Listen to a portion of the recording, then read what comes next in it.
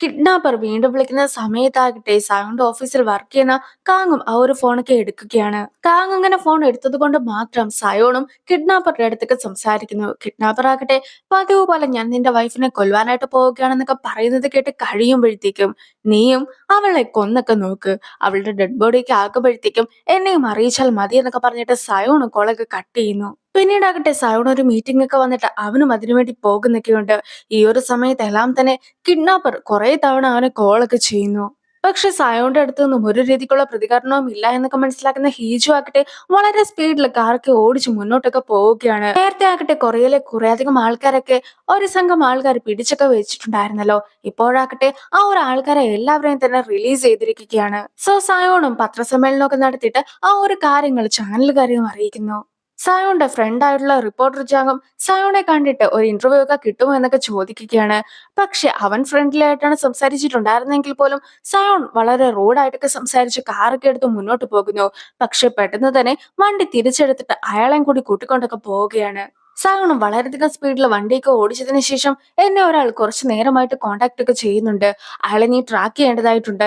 എനിക്കെന്തോ ബാഡ് ആയിട്ടുള്ള ഒരു ഫീലിംഗ് ഒക്കെ ആ ഒരു കോൾസിലൂടെ തോന്നുകയാണെന്നൊക്കെ ആയിരുന്നു സയോണും റിപ്പോർട്ടറിന്റെ അടുത്തൊക്കെ പറഞ്ഞിട്ടുണ്ടായിരുന്നത്. ഇനി ഹീജും വീട്ടിലേക്ക് മടങ്ങിയെത്തിയതിനു ശേഷം കുളിച്ചിട്ട് മുറിവിലൊക്കെ മരുന്നൊക്കെ വെക്കുന്നു. ഹീജും ഫുഡൊക്കെ എടുത്തോണ്ടിരിക്കുന്ന സമയത്തായിരുന്നു ഹീജുന്റെ ഹസ്ബൻഡ് ആയിട്ടുള്ള സയോണും വീട്ടിലേക്കൊക്കെ എത്തിയിട്ടുണ്ടായിരുന്നത്.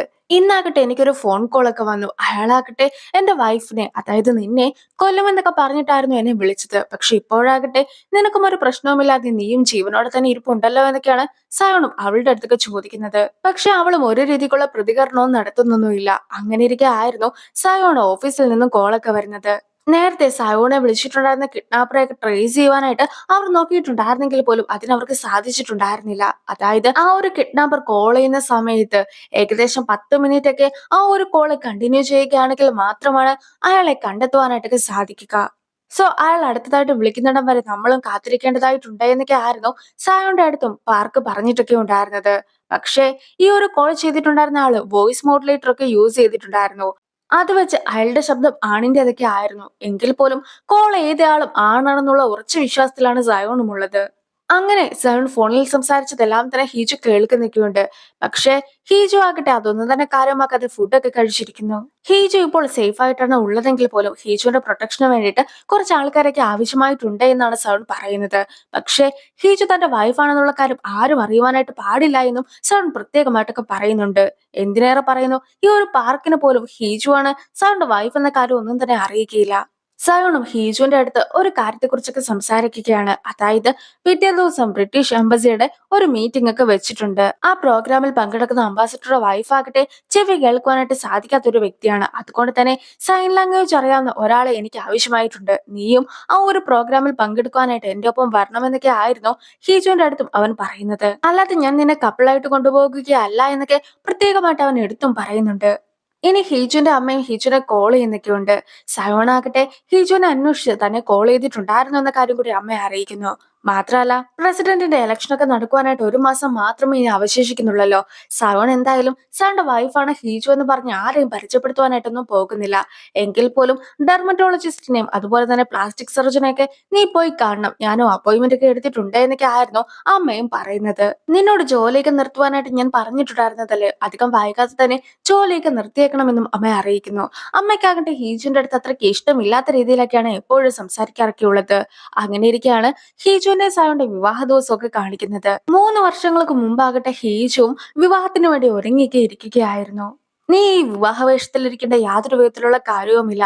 നീ ഈ വേഷമെല്ലാം തന്നെ ഒന്ന് മാറ്റണം. എനിക്ക് നിലവിൽ ഭാര്യയുടെ സ്ഥാനത്ത് ഒരാൾ വേണം, അത് മാത്രമാണ് നീ. അല്ലാതെ ബാക്കിയുള്ള ആൾക്കാരെ കാണിക്കുവാനായിട്ടല്ല നിന്നെ ഞാൻ കൂട്ടിക്കൊണ്ടൊക്കെ പോകുന്നത്. പിന്നെ നമ്മുടെ വിവാഹം അത് വളരെ പ്രൈവറ്റ് ആയിട്ട് മാത്രമേ നടത്തുകയുള്ളൂ. അതുകൊണ്ട് തന്നെ ആരുമില്ലാത്തൊരു സ്ഥലത്തേക്കൊക്കെ നമ്മൾ പോകേണ്ടതായിട്ടുണ്ട്. അതൊരിക്കലും ഇതല്ല എന്നൊക്കെ പറഞ്ഞിട്ട് അവൻ നിൽക്കുമ്പോഴത്തേക്കും അവളും പെട്ടെന്ന് തന്നെ ആ ഒരു വേഷം എല്ലാം തന്നെ മാറുവാനായിട്ടൊക്കെ ശ്രമിക്കുകയാണ്. അവനും അവന്റെ കോട്ടയ്ക്ക് അവൾക്ക് നൽകിയതിനു ശേഷം ഒരു എഗ്രിമെന്റും കാണിച്ചു കൊടുക്കുന്നു. അതിലെ നിയമങ്ങൾ ഇങ്ങനെയൊക്കെ ആയിരുന്നു. ഒന്നാമത്തേത്, ഹീജു ഒരിക്കലും ഡിവോഴ്സിന് വേണ്ടി ശ്രമിക്കുവാനായിട്ട് പാടില്ല.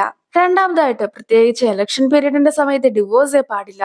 മൂന്നാമതായിട്ടാകട്ടെ അവളുടെ പേരോ അല്ലെങ്കിൽ ഫേസോ കാണിച്ചുകൊണ്ട് സൗണ്ട് വൈഫാണെന്നുള്ള രീതിക്ക് ആരുടെയും അടുത്ത് അറിയിക്കുവാനായിട്ട് പാടില്ല എന്നതായിരുന്നു അവൻ പറഞ്ഞിട്ടുണ്ടായിരുന്നത്.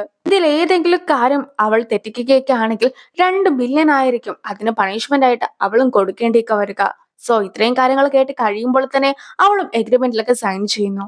അവനും കയ്യിലുണ്ടായിരുന്ന മോതിരമൊക്കെ അവളുടെ കയ്യിൽ ഇടിച്ചു കൊടുത്തതിന് ശേഷം, നമ്മൾ തമ്മിലുള്ള വിവാഹമല്ല ഇവിടെ നടന്നത്, മറിച്ച് നിന്നെ ഞാൻ ഒരു തടവുകാരിനെ പോലെ വീട്ടിലേക്കൊക്കെ കൊണ്ടുപോകാനായിട്ട് പോവുകയാണെന്നായിരുന്നു അവനും അന്ന് പറഞ്ഞത്. ഇപ്പോൾ പോലും സയോന്റെ വൈഫ് ആരാണെന്നുള്ള ചോദ്യത്തിന് ആർക്കും തന്നെ മറുപടി ഉണ്ടായിരുന്നില്ല. പല പല ആർട്ടിക്കിൾസ് ഇതിന്റെ പേരിൽ ഇറങ്ങിയിട്ടുണ്ടെങ്കിൽ പോലും ഹീജയുടെ പേര് റിവീൽ ചെയ്യുന്ന രീതിക്ക് ഒന്നും തന്നെ വന്നിട്ട് കൂടിയില്ല. അവളും അതൊക്കെ നോക്കുന്നുണ്ട്. സൈൻ ലാംഗ്വേജിന്റെ ഒരു സെന്റർ ഒക്കെ കാണിക്കുകയാണ്. അവിടെ വർക്ക് ചെയ്യുന്ന ആളാണ് ഹാൻ.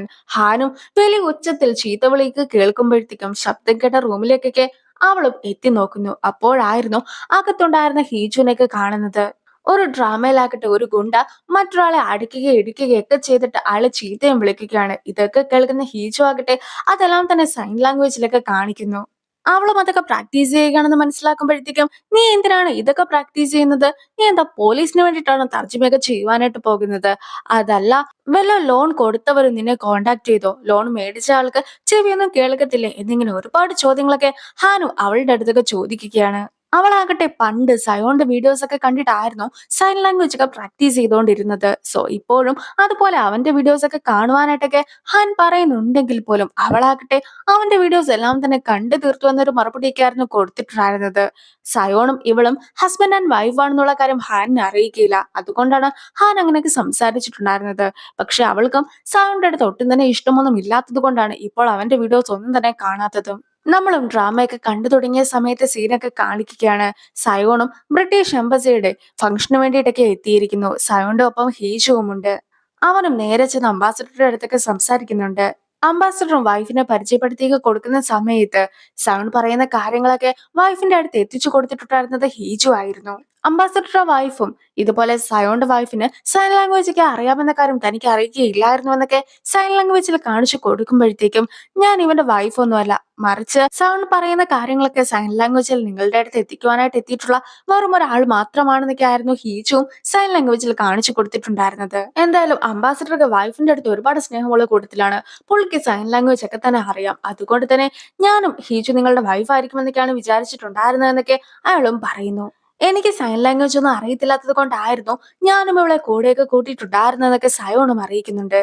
എന്തായാലും സയോന്റെ വൈഫിനെ താൻ ഒരിക്കൽ പോലും കണ്ടിട്ടില്ല എന്നും എന്തുകൊണ്ടാണ് അവളെ ഒരിടത്തേക്ക് കൂട്ടിക്കൊണ്ട് വരാത്തതെന്നുമൊക്കെ അംബാസഡർ ചോദിക്കുന്ന സമയത്താകട്ടെ, എന്റെ വൈഫിനും ഒരു ഡിസബിലിറ്റി ഒക്കെ ഉണ്ട്. എന്റെ വൈഫാണ് എന്റെ വീക്ക്നെസ്. പിന്നെ ദിവസവും എനിക്ക് നേരെ ഒരുപാട് അറ്റാക്സ് ഒക്കെ വരാറുണ്ട്.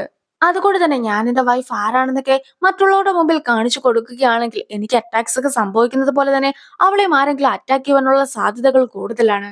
എന്തായാലും അവളുടെ സുരക്ഷയാണ് എനിക്ക് പ്രധാനമെന്നൊക്കെ സവൺ പറയുമ്പോഴത്തേക്കും ഹീജും അതെല്ലാം തന്നെ സൈൻ ലാംഗ്വേജിലൊക്കെ കാണിച്ചു കൊടുക്കുന്നു. ആ ഒരു സീനോട് കൂടി ഈ ഒരു വീഡിയോ അവസാനിപ്പിക്കുകയാണ്. അടുത്തൊരു വീഡിയോ ആയിട്ട് ഇത്രയും വേഗം കാണാം. ബൈ.